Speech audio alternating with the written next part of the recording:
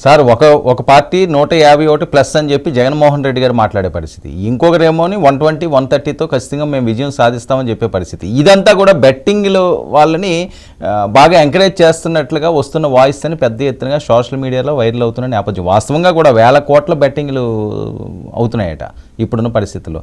ఏంటి వీళ్ళ కాన్ఫిడెన్స్ లేండి సార్ అంతా మీరు అబ్జర్వ్ చేసిన దాంట్లో? ఎందుకంటే ఎప్పుడు కూడా ఒక పార్టీ నేత వాళ్ళ శ్రేణులను కాడర్ని ఉత్సాహపరిచే విధంగా ఉంటాడు. ముందే మనం ఓడిపోతున్నామన్న ధోరణి పెడితే ఒక పార్టీ నుంచి ఇంకో పార్టీకి జంపింగ్లు మొదలైపోయి, ఎందుకంటే రిజల్ట్ రాకముంది. కాబట్టి వాళ్ళ పార్టీని కాడర్ని కాపాడుకోవాల్సిన బాధ్యత పార్టీ అధినేతలకు ఉంది. కాబట్టి ఒక ఆయన 157 అంటారు, ఇంకొక ఆయన 125 అంటారు. అంటే 2026 సంవత్సరంలో డీలిమిటేషన్ జరిగిన తర్వాత మనం అసెంబ్లీ సీట్లు పెరగబోతున్నాయి. ఆ దృష్టిలో ఉంచుకొని వీళ్ళిద్దరూ మాట్లాడుతున్నారు. ఇది మనం ఆలోచించాల్సిన ప్రధానమైన అంశం. కాబట్టి ఎవరు కూడా వాళ్ళు మా పార్టీనే గెలవబోతోంది అన్న అంశాన్ని వాళ్ళు దృఢంగా తీసుకొస్తే it is nothing but party. సరే, ఎవరు కూడా ఒప్పుకోరు కదా. తర్వాత కూడా ఏంటంటే రాష్ట్రంలో ఈ టర్న్ ఓవర్ ఏదైతే వచ్చిందో, ఎక్కువ మంది వచ్చారో వాళ్ళ మైండ్ సెట్ ను కూడా రీడ్ చేయడం అంత సులభం కాదు. ఎందుకంటే ఎవరు కూడా ఓపెన్ గా చెప్పరు. ఎందుకంటే జూన్ 1వ తారీఖున వెస్ట్ బెంగాల్లో అసెంబ్లీ ఎన్నికలు అయిపోయిన తర్వాత, పార్లమెంట్ ఎన్నికలు అయిన తర్వాత ఎగ్జిట్ పోల్స్ మొదలవుతాయి.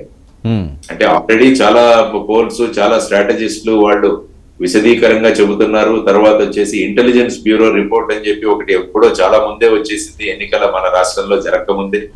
ఆ తర్వాత మొన్న అమిత్ షా గారు మాట్లాడిన విషయాలు, ఇవన్నీ తీసుకుంటూ ఉంటుంటే ఫైనల్ గా ఓటరు ఏ విధంగా ఓటు చేశాడన్న దాన్ని చూడాల్సిన అంశం. ముఖ్యంగా ఏంటంటే రాష్ట్రంలో 5 లక్షలకు పైగా పోస్టల్ బ్యాలెట్ కూడా జరిగింది సార్.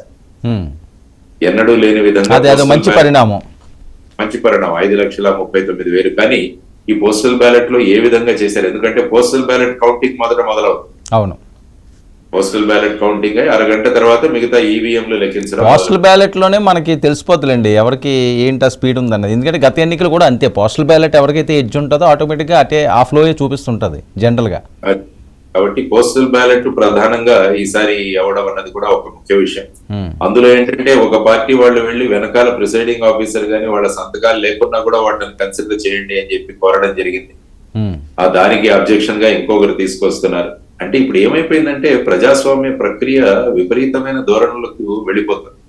కాబట్టి ఇప్పుడు ఓటు కూడా చాలా జరుగుతుంది. చాలా చోట్ల ఐ థింక్ 5,000 మెజారిటీ తక్కువే చాలా సీట్లు ఈసారి రిజల్ట్స్ వస్తాయన్నది కూడా చాలా మంది అనుకుంటున్న విషయాలు. ఎందుకంటే గత ఎన్నికల్లో చూసినా కూడా సుమారుగా చాలా 76 నుంచి 78 సీట్లు 5,000 లోపలే జరిగింది. తర్వాత వచ్చేసి ఒక 4 సీట్లు 1000 లోపలే జరిగాయి. లాస్ట్ టైం మీరు తీసుకుంటే గన్నవరం కానీ, తిరుపతి కానీ, తర్వాత వచ్చేసి విజయవాడ సెంటర్ గాని, ఇవన్నీ కూడా చాలా 100 ఓట్ల లోపలే 1000 ఓట్ల లోపలే జరిగిన అంశాలు.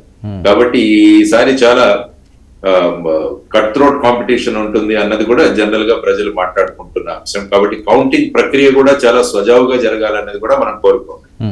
ఎందుకంటే ఈ కౌంటింగ్ లో ఉన్న అధికారులు ఎవరైతే ఉన్నారో వాళ్ళు కూడా నిష్పక్షపాతంగా చేసే విధానం కూడా ఉండాలి. తర్వాత హై స్పీడ్ ఇంటర్నెట్ ద్వారా మొత్తం కౌంటింగ్ ప్రక్రియను కూడా మానిటర్ చేస్తామని ముఖేష్ కుమార్ మీనా గారు కూడా ప్రకటించడం జరిగింది. అంటే ఏమవుతుందంటే ఇవన్నీ కూడా ప్రజాస్వామ్యం ఫైనల్ గా ప్రజలు ఎవరికి ఓటు వేశారో వాళ్ళది ఖచ్చితమైన ధోరణిలో